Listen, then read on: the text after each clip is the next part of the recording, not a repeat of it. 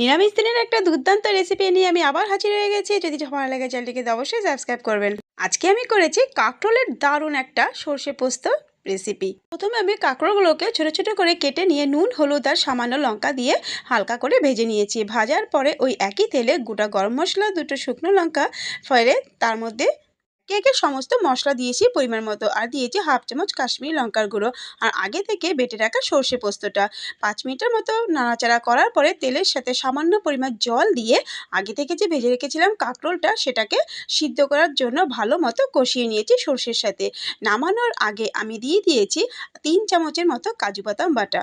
কাজু বাদাম দেওয়ার পরে আমি আরও 5 মিনিটের মতো রান্না করে নিয়েছি। কাঁকরোলটাকে নামানোর আগে দিয়ে দিয়েছি হাফ চামচ চিনি।